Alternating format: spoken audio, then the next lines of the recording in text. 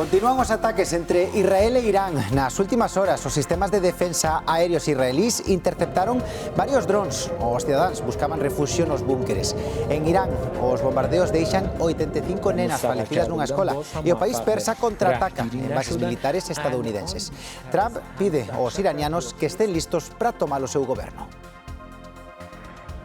O obxectivo, tanto declarado como desde o punto de vista da operativa do ataque, parece ser claramente derrocar os ayatolás. Que non sabemos canto tempo vai durar este enfrentamento, pero asumimos que serán varias semanas. Detido un home por saltarse a orde de afastamento da súa exparella e entrar na súa casa en Coles. Tamén acabou detido por ameazas o caseiro da muller ou intentar defendela. Non houbo ningún ferido e os dous arrestados están nas dependencias da Garda Civil en Ourense. Atendan, porque non son imaxes de arquivo nin toleamos, son desta mesma tarde en Nogueira de Ramuín. Houbo unha foliada onde participaron felos, pantallas, peliqueiros, fulións, xa perdemos a conta. E adiantámoslles que non foi só aquí. Adoitaban sair no entroido, iban polos galiñeiros, collían as trastadas que se facían. Somos trastes, a verdad. O felo... O felo é o tarno do entroido.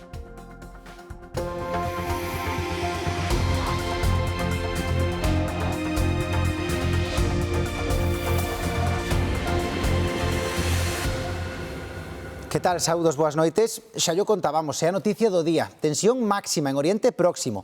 Estados Unidos e Israel fixeron un ataque conxunto contra Irán para derribar o réxime. Si, Teherán, pola súa banda, cumpre coa súa ameaza. Bombardeou Israel e as bases militares estadounidenses na rexión. María Rodríguez, última hora dende Tel Aviv. Sí, Israel e os Estados Unidos lanzaron unha guerra contra Irán desatando ondas de ataques aéreos por todo o país nun intento de provocar un cambio de réxime, mergullando a rexión nun novo conflito que podría durar semanas ou meses.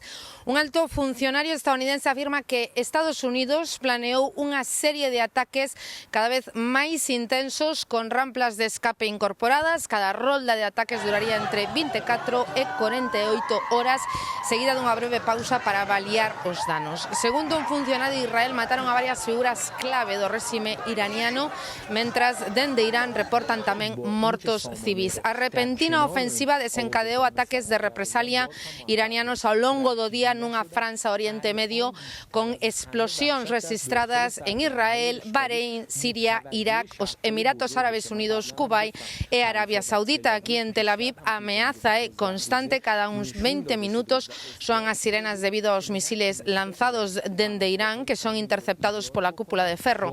Ose un deles impactou no norte do país e outro no sur, tamén na área central, pero non se registraron víctimas mortais. Como consecuencia deste novo escenario, Irán está a bloquear o Estreito de Hormuz, que é a ruta petrolífera máis importante do mundo.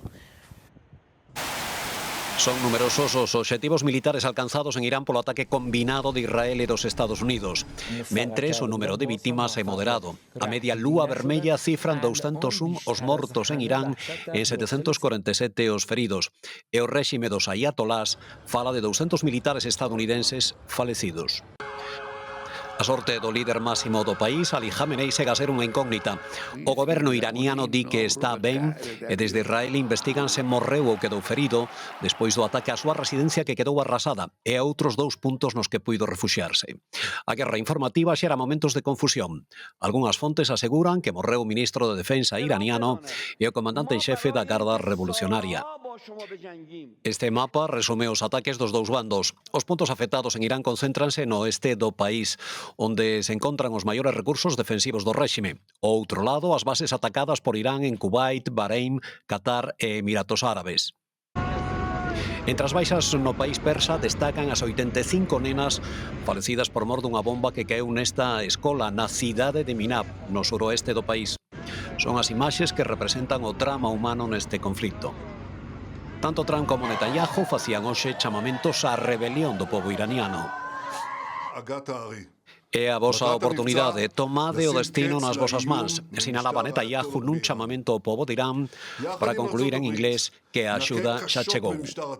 Help has arrived. Unha mensaxe algo discordante foi a de Reza Pahlavi. O fillo do deposto Shah persa pediu que os iranianos permanezan nos seus fogares para regresar ás rúas no momento oportuno. As chamadas á reacción do pobo iraniano non tiveron eco. Pola contra, ante Irán puido verse unha manifestación de apoio ao réxime de impacto limitado. A capital viviu horas de caos, con miles de persoas fuxindo un coche, pero a gran maioría permanece nos seus fogares. As bombas tamén chegaron a Israel, por exemplo, a esta vivenda atravesada por un mísil, pero aquí os danos son cualitativamente cativos. Mentres, o presidente dos Estados Unidos segue a evolución dos ataques dende a súa residencia de verán, Florida. Rosa Conde. O presidente Trump seguiu a situación durante toda a noite e todo o día desde aquí, desde Mar-a-Lago, acompañado por membros do seu equipo de Seguridade Nacional. Falou por teléfono co primeiro ministro israelí Benjamín Netanyahu en plena escalada. Antes dos ataques, o secretario de Estado Marco Rubio informou o Grupo dos 8, os principais líderes do Congreso con acceso á información clasificada, contactando a 7 deles. Todos seguimos pendentes en Mar-a-Lago, xa que a Casa Branca foinos citando e atrasando a convocatoria. Se finalmente Trump non volve a falar, todo apunta a que continuará coa súa senda. Esta noite ten unha cea co movemento MAGA sen acceso á prensa. Our objective is to defend the American people by eliminating imminent threats from the Iranian regime. A vicious group of very hard, terrible people. Its menacing activities directly endanger the United States, our troops, our bases overseas, and our allies throughout the world. Trump deixou claro, un dos obxectivos deste ataque é acabar co réxime dos ayatolás. Por iso, a primeira ondada de bombardeos foi dirixida contra os principais dirixentes da República Islámica, incluído o líder supremo, Ali Khamenei, que, segundo algunhas informacións dende esa zona, apuntan a que xa podería ter falecido. O réxime islamista está pasando por unha crise sen precedentes nos seus 47 anos de historia, máis de 4 décadas nas que os ayatolás gobernaron con man de ferro, reprendendo duramente calquera voz opositora e sumindo o país nunha crise económica que provocou unha serie de protestas dende finais do ano pasado. Dende a ONU cifran en máis de 5.000 os mortos nas revoltas, ademais dos milleiros de persoas que foron detidas arbitrariamente. Ben, a Unión Europea expresou a súa postura ante o ataque a Irán cun comunicado conxunto da presidenta da Comisión Europea e do presidente do Consello. Von der Leyen e Costa reafirmaron o seu compromiso coa salvagarda da estabilidade na zona e aseguraron que tomarían as medidas necesarias para garantir a seguridade dos cidadáns europeos na rexión. Lembraron tamén que a Unión Europea impuxo sancións en resposta ás accións do réxime de Irán e promoveu constantemente os esforzos diplomáticos para chegar a unha solución negociada. Ademais, o presidente de Francia, Emmanuel Macron, pediu unha reunión urxente da ONU ante o que cualificou como unha escalada perigosa para todos. A intervención militar en Irán abre un escenario incerto coa ameaza dunha escalada bélica.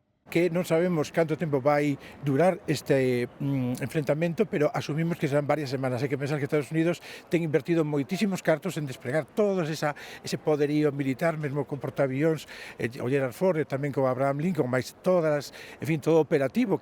O obxectivo, tanto declarado como desde o punto de vista da operativa do ataque, parece ser claramente derrocar os ayatolás. O que acontece é que eso abre un escenario a continuación de ver quen ocupa o poder. Se eso finalmente sucede, que podría non suceder. Se sucedese, pois hai distintas opcións que son todas elas tamén igualmente incertas. Os expertos coinciden en que a principal xustificación de Trump e Netanyahu pro ataque é eliminar a ameaza nuclear de Irán e o seu apoio a grupos terroristas da zona, pero tamén reforzar a preeminencia de Israel. El objetivo es proteger y permitir que la preeminencia, que la hegemonía de Israel, poco a poco, también a través de los acuerdos de Abraham, etcétera, se vaya consolidando un poco en la región. Haberá que agardar para ver se se materializa a caída do réximen dos ayatolas que gobernan en Irán con man de ferro dende hai case 50 anos. Aquí en España, Pedro Sánchez rexeita a operación militar en Irán, pero tamén as accións do réxime iraniano e da Garda Revolucionaria. Pediu a desescalada inmediata, o diálogo e o respecto ao dereito internacional. O presidente do Goberno asegura que non se pode permitir outra guerra devastadora en Oriente Medio. E Alberto Núñez Feijóo emprazou a unidade do Occidente reclamando contención, evitar unha escalada e volver á negociación. O líder do PP tamén sinalou que ningún demócrata pode ser condescendiente co réxime iraniano que masacra os seus propios cidadáns, persegue a bomba nuclear e desestabiliza a rexión. Feijóo pediu ao goberno que active un plan de evacuación dos cidadáns españois para garantir a súa seguridade. Exiliados iranianos saen ás rúas de diversas capitais europeas como Londres, Lisboa ou Madrid para reclamar un cambio de goberno en Irán. Os manifestantes deixan clara a súa postura de rexeitamento contra o réxime islámico e piden que esta intervención estranxeira marque o principio da fin pro liderazgo actual en Teherán. Piden liberdade e dereitos humanos. Ademais, amosaron a súa solidariedade cos opositores iranianos e a súa repulsa á represión política e as restriccións de dereitos civis impostas polo réxime dos ayatolás. Situación tensa en Oriente Medio e a ofensiva continúa. Imos ver imaxes en directo, primeiro de Doha, situación tranquila xa ven no ceo, aínda que a cidade pechou o seu espazo aéreo e varias aeroliñas suspenderon voos á capital qatarí. Por outra banda, en directo, tamén noite pechada en Xerusalén. Tampouco hai voos comerciais á capital israelí e os sistemas aéreos desactivaron varios mísiles. Durante todo o día estiveron soando as sireas. Onde tamén soaron as alarmas foi en Tel Aviv. Ali tamén se interceptaron explosivos e moitos cidadáns buscaron refuxio. A esta hora tamén é de noite na cidade costeira, máis ao norte en Haifa. O ataque iraniano deixa, por certo, un ferido. De volta a Galicia, o presidente da Xunta vai se reunir o martes en Bruselas co comisario de Agricultura. Nese encontro con Christophe Hansen, Alfonso Rueda defenderá que se manteñan os fondos da política agraria común e que se protexan os produtos do agro galegos ante a entrada en vigor do acordo da Unión Europea con Mercosur. Isto yo imos transmitir de primeira man, en primeira persoa, e agradezo moito a oportunidade e espero que esta visita, que non é moi normal, non é moi frecuente que un comisario reciba, e máis en vísperas destas decisións tan importantes, a un presidente autonómico, vai no facer con Galicia, é unha mostra de importancia que dá a nosa comunidade autónoma e intentaremos aproveitar a oportunidade. 10 anos de Ana Pontón ao mando do BNG. A líder nacionalista celebra hoxe a súa primeira década na dirección do partido e fai un balance positivo da súa xestión. Tiña ao meu redor un equipo de persoas moi capaces, non, con ideas claras para poder enfrentar o futuro e todo isto pois fixo que naquel momento dixera sí, hai que dar un paso adiante. Foi unha década prodixiosa porque o certo é que pasamos de ter unha organización que moitos decían que estaba finiquitada, que é certo que estuvo nun momento moi crítico, a situarnos como a segunda forza política. A Garda Civil detivo 2 homes en Coles, un deles saltouse a orde de afastamento da súa exparella e entrou na súa casa ameazándoa cunha arma branca. E precisamente nese intre, o escoitar berros, o dono do piso, que non ten relación algunha coa muller, enfrentouse ao varón para defendela. Por sorte, non houbo ningún ferido. Ten máis datos Demetrio Morenza. Sí, uns feitos que se produciron esta mesma mañá nunha das aldeas deste concello de Coles. Como dicíades, eses 2 homes foron detidos pola Garda Civil, agora mesmo permanecen en dependencia nos calabozos do cuartel á espera de seu pase a disposición judicial nas próximas horas. E terán que responder como presuntos autores de varios delitos, un deles por 3 delitos sobre o que pesaba xa unha orden de afastamento. Un deses delitos sería quebrantamento de condena, outro de malos tratos e tamén de ameazas. E outro home, o propietario desa vivenda que acudiu unha axuda da muller, terá que responder presuntamente por un delito de ameazas. Como decíamos, a muller vivía nesa casa, nesa habitación que permanecía en aluguer, e o home que se desplazou ata esta localidade de Coles e sobre el, como decíamos, estaba xa unha orden de afastamento por unha denuncia de malos tratos.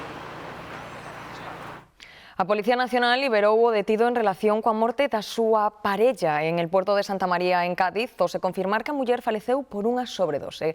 Os axentes prendérano ante a posibilidade de que fose un crime machista, pero mantiñan todas as hipóteses abertas. O avance da investigación e os resultados preliminares viñeron descartar, polo momento, a morte violenta. Con todo, o caso segue aberto para aclarar por completo as circunstancias do deceso. A policía considera que o presunto xihadista detido esta semana en Ribadumia supuña un alto risco para a seguridade nacional. Segundo explica o home, que ingresou onte en prisión, levaba tempo consumindo documentación orientada ao adestramento na comisión de atentados. O individuo, acusado tamén de adoutrinar terceiros a favor do Daesh nas redes, manifestara o seu desexo de viaxar á zona de dominio da organización terrorista para combater nas súas filas. Os equipos de extinción continúan traballando no lume que na madrugada destruiu unha fábrica de candeas en Negreira. Tras 11 horas de traballo conseguiron extinguilo, pero continúan arrefriando periódicamente a zona para evitar que se reavive. O incendio destruiu a nave industrial, aínda que non houbo que lamentar, por sorte, danos persoais. Foron 11 horas de traballo extenuante as que empregaron os servizos de emerxencia para conseguir extinguir completamente o lume que esta madrugada destruía unha fábrica de candeas na parroquia de Bugallido, no concello coruñés de Negreira. Bombeiros de Santa Comba e Cee, Cogues de Brión, deron por apagado o lume cara ás 3 do serán, impedindo que as lapas se espallaran sen control cara ás construcións lindeiras. Unha actuación complicada pola presenza de sustancias altamente inflamables. Non era tanta peligrosidade inflamable, pero a parafina non hai forma de... Era moita cera, era complexo. Bueno, había coches tamén dentro. As lapas avivadas polas sustancias inflamables acabaron por calcinar completamente a ceraría e os vehículos que estaban no interior. O propietario da nave, que non puido impedir o sinistro, asegura que os danos poden chegar a centos de miles de euros. El está un pouquiño nervioso, evidentemente, porque a situación inicial, eu cando cheguei aquí, a verdade é que impresionaba un pouquiño, non? Pero bueno, os profesionais bomberos e todo eso fixeron unha labor moi importante e controlaron rapidamente a situación. Tanto dende o Concello de Negreira como a dende a Consellería de Medio Ambiente seguiron a evolución da mesta fumareda que produciu o incendio, sen detectar problemas na calidade do aire que puideran afectar a veciñanza. Os bombeiros de Santa Comba proseguirán nos vindeiros días arrefriando a nave para previr a reaparición das lapas. Corte de tráfico e indignación na Nacional 120. Os veciños reclaman o arranxo urxente da que é a principal vía de comunicación entre os concellos do sur de Lugo e a comarca ourensá de Valdeorras. O seu mal estado, cheo de fochancas, indigna os usuarios que exixen seguridade para os máis de 15.000 condutores que a transitan a diario. A cita era no campo da Cabanela en Sober. Aquí foron xuntándose co obxectivo de ser escoitados. En xogo está a súa seguridade. Son os veciños que a diario circulan pola Nacional 120. Con fochancas, está de fundimentos, necesita unha reparación inmediata xa. Durante case media hora cortaron o tráfico neste punto onde xa é visible o estado desta estrada que comunica todo o sur da provincia de Lugo e a comarca de Valdeorras. Non sei como fan as cousas agora, e non é un tramo en concreto, é que é toda a Nacional 120. Bueno, reivindicar desde Ourense, desde Ponferrada a Ourense. Hai reventóns de rodas a diario, saídas de vía, conducir pola estrada convértese nunha verdadeira carreira de obstáculos. Ás 11 da noite pincharon ali naqueles baches que teñen 40 centímetros de profundidade. Super profundos e aparte largos, como metas unha roda posiblemente ou rebentes a roda hasta te podes ir fora da carretera e ter un accidente grave. Claro, non hai mantenimiento e van a máis os buratos. A demanda é de veciños e alcaldes dun lado a outro da estrada. A verdade é que é unha vergonza e que nos teñamos que xogar a vida porque a xente que estamos no rural precisamos de mobilidade para ir ao médico, ir ás compras en cualquier sitio. Nos en San Xoán de Río, a nosa nacional máis preto é a Nacional 120. Pero hai que ter en conta, estamos con esa declaración para Patrimonio Mundial de Ribeira Sacra, que posiblemente sexa unha realidade no mes de xullo. A urxencia da súa reparación xa se levou ao Congreso en varias ocasións. Non podemos seguir así. Son anos e anos de abandono que hai que paralo xa. Cada día usan esta vía máis de 15.000 vehículos. Continuamos falando de estradas e de animais salvaxes. No último ano houbo máis de 6.000 atropelos. O xabaril aquí é o gran protagonista. 7 de cada 10 choques son contra estes animais.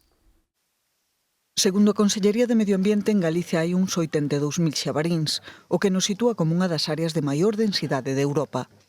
É a segunda comunidade en número de accidentes por colisión con estes animais, e as medidas que se están adoptando para reducir a sinistralidade céntranse nos avisos para que os condutores baixen a velocidade en zonas habituais de paso.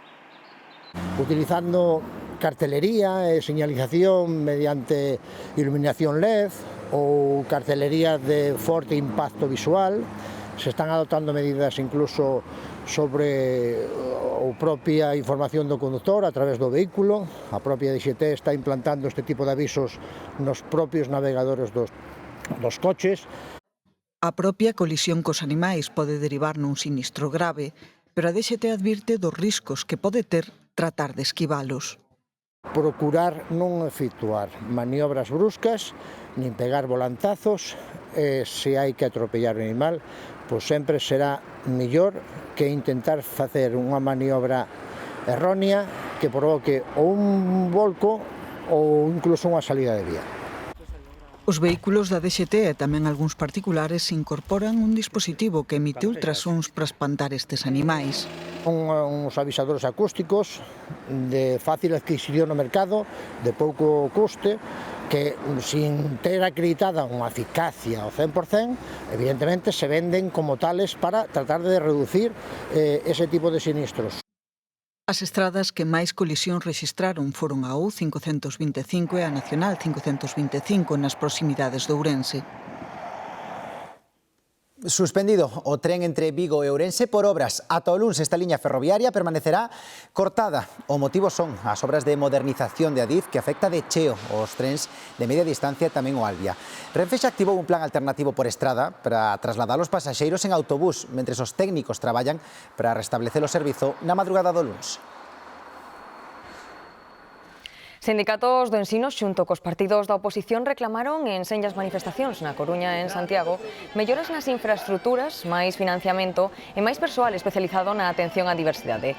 Dende a Consellería de Educación ven nesta manifestación unha estrategia de confrontación política.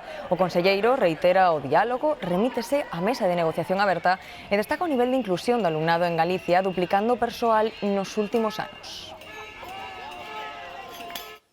Polas redes sociais corren todo tipo de retos e modas. Un dos últimos, o uso do chupete en adultos. Que no usa asegura que reduce o estrés, a ansiedade, pero os odontólogos advirten dos posibles riscos bucodentais. Miles de usuarios exhiben nas redes sociais versións extra grandes e personalizadas dos chupetes infantís. O produto é un éxito de vendas en China e empeza a ser tendencia en Europa. ¡Chupi! Parte surrealista, xa non sabemos que facer para estar de moda e modas absurdas, ademais. Quen defenden os chupetes para persoas adultas atribúenlles beneficios físicos e mentais. Aseguran que proporcionan unha sensación instantánea de calma e seguridade. Se supone que crecemos y avanzamos, no que crecemos y aceptamos cosas que no deberían o retrocedamos como sociedad. Utilízano para aliviar o estrés e a ansiedade, para dormir mellor ou mesmo como apoio para deixar de fumar. Un poco aleatorio y ridículo, no sé. Creo que hay otras cosas para eso, ¿no? Reláxame. Recórdame cando a miña infancia, cando meu pai me mollaba o chupete en caña de ervas para que parase de chorar. Pero os profesionais da saúde advirten que o uso adulto do chupete non é unha extravagancia inocua. Sobre la articulación hay una sobrecarga, es como si tuviéramos un bruxismo continuado.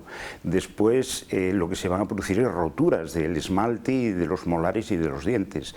Y por último, yo creo que también importante, estamos continuamente tragando la saliva y aunque la saliva es un fluido corporal, va a aumentar los casos de reflujo gastroesofágico y los casos de alteraciones intestinales.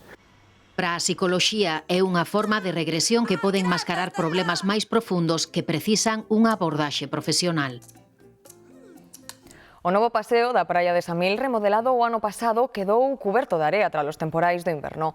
Asociacións veciñais, ecoloxistas e tamén camiñantes pídenlles ás administracións competentes que deixen a natureza rexenerar as dunas. Os temporais deste inverno encheron de area o paseo de Samil, remodelado o último verán. Hoy hay más arena que otros días, no sé por qué, pero me he dado cuenta de ello. Y sí, se pasa un poquito incómodo, sí, de verdad, ¿eh? Es muy complicado. Muy complicado.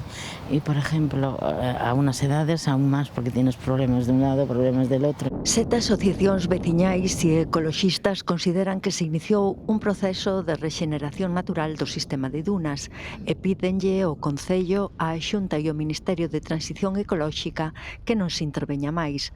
Moitos camiñantes están de acordo. O mar busca o seu sitio. e cando dicían que retranqueaban 20 metros, que creo que foi 20 ou 25, non son ningún experto, pero vamos, xa 20 metros aquí é pouco. Que como está recién feito, pois xulgamos un pouco se debía quedar un pouco alto, pero ao final quen se impón sempre é a naturaleza. A mesma plantación que había antes retía máis aérea, porque agora non hai plantación ninguna. Agora está todo sin plantar. De que a natureza siga o seu camiño. Deixar de me tirar cartos nisto e que si ven area, veña, que cubra todo e pasamos pola area que tampouco pasa nada. Pois con esta estampa non sabemos se vai axudar, pero hoxe remata o inverno meteorolóxico. É o terceiro sen vaga de frío, pero co paso de 13 borrascas e coa meirande parte de días chovendo arreo. Andrea Otero, para rematar polo menos hoxe, libramos do paraugas, non? Pois sí, porque estes últimos días ademais tivemos un tempo máis propio da primavera que deste mes de febreiro, con tempo solleiro e temperaturas moi suaves. Todo isto, como ben dicides, despois duns meses moi cargados de chuvia por ese tren de borrascas que estivo azoutando a nosa comunidade con moita forza e que nos deixou importantes acumulacións de chuvia, mesmo superando cifras récord, porque segundo os últimos datos da AEMET a nivel nacional, mesmo superamos o promedio de chuvia para estas datas ata nun 38%. Iso sí, para o comezo da primavera astronómica aínda nos toca agardar ata o vindeiro 20 de marzo. Facía moita falta, que viñera un pouquiño de sol, agradecese moito, a verdad. Pois a mí gustame bastante porque non é que faga tanta calor, nin é que faga tanto frío. E máis podes poñer xa manga curta, pantalóns de curtos. E algo se pode respirar, ver seres humanos, sabes? É o que se agradece. Que boa falta fai, despois de tanto tempo chovendo, levamos 3 meses ou 4 que unhas horiñas de sol en todo o tempo. Es que somos de Cádiz. Pero bueno, ya vivo en Ogrove. Sí. Yo vivo en Ogrove y bueno, ahora justo que llegó el solecito y demás, pues se nota muchísimo. En el ánimo, o sea, en todo. 4 dos 5 planetas observables dende a Terra a simple vista desfilaron pola bóveda celeste acompañados da Lúa en fase crecente. O fenómeno coñécese como conxunción planetaria, unha excusa perfecta para erguer a mirada e observar o ceo nocturno. Xusto despois do solpor, as miradas dirixíronse cara ao oeste e buscaron o brillo de Venus e Xúpiter para guiar a observación da conxunción planetaria. Os planetas visibles a simple vista se poden ver, podemos velos nunha zona do ceo bastante concentrada e con eso podemos ver, pois eso, Venus, Mercurio, Saturno, Xúpiter e a Lúa dun vistazo. Trátase dunha aliñación visual provocada pola perspectiva terrestre sobre a eclíptica. Non é un fenómeno extraordinariamente raro, pero sí fascinante, porque axuda a comprender mellor a arquitectura do sistema solar. As posicións dos planetas non se repiten con regularidade. Por moito que miremos, sempre son un pouco diferentes. Eso significa que unha conxunción exactamente igual a esta conxunción poden pasar décadas ou siglos. Pero eso non significa que dentro de uns meses pode haber unha conxunción moi parecida nas que se vexan os mesmos planetas e que incluso sexa máis espectacular que esta. Os desfiles planetarios son propicios para contemplar a disposición de distintos mundos no ceo crepuscular e unha excusa perfecta para deterse a observar o firmamento. Un astrónomo sempre te dirá que calquera excusa é boa para salir a observar o ceo, que en Galicia é tremendamente bo e sempre un espectáculo.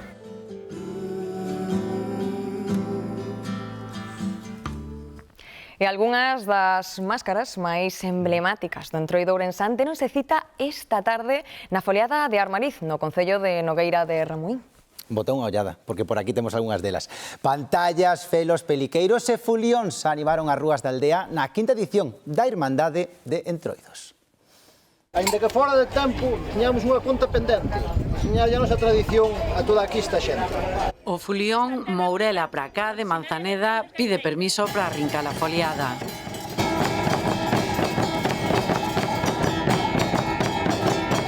Traemos diferentes entroidos para que a xente do rural maior desta zona aquí de Ourense podan a posibilidade de podelos ver. De podelos ver e de interactuar con eles porque os felos de Maceda, os máis pícaros, meten a todos na festa, mesmo os que están agora mesmo do outro lado da pantalla. Somos trastes, a verdad. O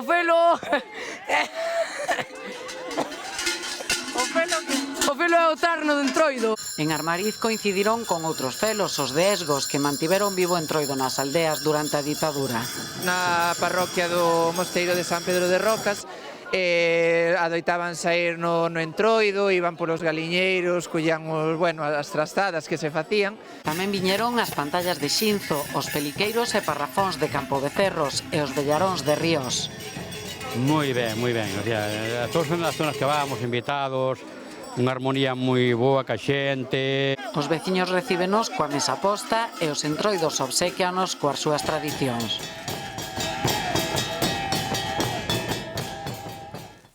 Xa lles adiantábamos que non era o único sitio, porque o entroido deste ano foi algo atípico debido ao mal tempo. Todos os actos programados en numerosos concellos tiveron que adiarse para cando a meteoroloxía fose máis benigna. Hoxe foi o caso. E o caso, como dicimos, do enterro do Mexillón en Combarro, que ten lugar neste día. As comparsas locais acompañaron o cortexo fúnebre do Molusco, símbolo da gastronomía e economía desta vila mariñeira. Outras citas tradicionais do entroido de pollo, como a representación do galo bruxo de Samieira ou a queima do galo Fodorico, adiáronse ata o mes de marzo, o que prolonga os festexos durante 2 meses. Outros concellos como Campolameiro, Mondariz ou o Porriño celebran tamén esta fin de semana os desfiles e rituais que a chuvia impediu nos días propios do Carnaval. Menos dunha hora comezan os Goya. Este ano Galicia ten un papel destacado con varias nominacións. A gran pregunta é cantos cabezóns traerán a casa. Sabela Romar, os nosos xa desfilaron por esa alfombra vermella? Bueno, cuando me dieron el Goya, yo creo, no. Hai falta Oliver Laxe, que tiña que estar xa aquí na alfombra vermella, pero aínda estamos á espera e non queda moito, porque en 30 minutos ás 10 comeza esa gala, polo tanto a esta hora son as 9:29 e nada, claqueta, acción e a escena, dicimos, fará de director que ten 11 nominacións, fará director galego, que é o que é Oliver Laxe, 11 nominacións por Sirat. Ademais hai máis galegos con papéis protagonistas esta noite de rodaxe de estrea tamén aquí nos Goya en Barcelona. Farán denominados, que tamén é o que son, é o que están, naceron na Coruña, Blanca Soroa e Mario Casas. Ela está nominada como mellor actriz pola peli Los Domingos, unha das favoritas que ten 13 nominacións, a que máis. Mario Casas, dicimos, naceu na Coruña, está nominado como mellor protagonista pola peli Moi Lejos. Máis galegos que poden levar Goya esta noite están nominados Tamar Novas en Rondallas e Miriam Gallego en Romería, os dous como mellor actriz e actor de reparto. Ademais tamén o director con raíces galegas, Guillermo Galoe, ten 5 nominacións pola súa peli Ciudad sin sueño, e presenta a gala un galego de Cospeito, Luis Tosar. A sorte está botada, en breve sairemos de dúbidas. Ainda non chegou Oliver Laxe, como dicimos, pero está ao caer, porque en media hora comeza a gala dos premios Goya, que este ano celebra a súa edición número 40. Sirat, de Oliver Laxe, chega á gala dos premios Goya como unha das películas favoritas da noite. É candidata en 11 categorías, entre elas a de mellor filme, mellor dirección e mellor fotografía. Na carreira dos premios avanza case en paralelo con Los Domingos, da Lauda Ruiz da Zúa, que con 13 nomeamentos é o único filme que supera as candidaturas de Sirat. Decorado, do director Alberto Vázquez e con produción de Chelo Loureiro, é candidata a mellor película de animación. Digamos que é un día de celebración para o equipo, non? E se gañamos, pois estupendo. Que xa gañamos, pase o que pase. Ciudad sin sueño, do director Guillermo Galoe e da produtora Marina García, irmás de orixe galega, é finalista en 5 categorías, entre elas a de mellor guión adaptado.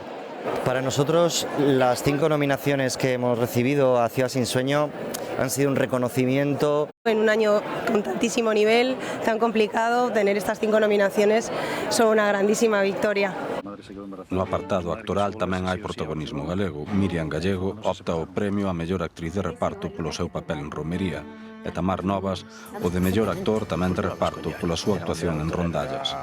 Penso que un recoñecemento a toda a xente, aos rondalleiros, a Galicia, a Guarda, a Tui, ou sexa, creo que é unha película que respira Galicia. Eu estou moi orgulloso de representar a miña terra hoxe. A partir das 10 da noite comezarán a desvelarse os premios desta edición, na que os Goya cumpren 40 anos. veremos se hai sorte. A Real Filarmonía de Galicia celebra desta hora no Auditorio de Santiago o seu 30 aniversario. Faino cun repertorio sorpresa pensado para fomentar a escoita activa que levará tamén esta semana a Vigo, Ferrol e a Coruña. Baixo a batuta de Baldur Brönnimann, o concerto revisita a traxectoria da orquestra e homenaxea a Helmut Rilling, figura clave nos inicios da formación e director da mesma entre 1996 e os 2000.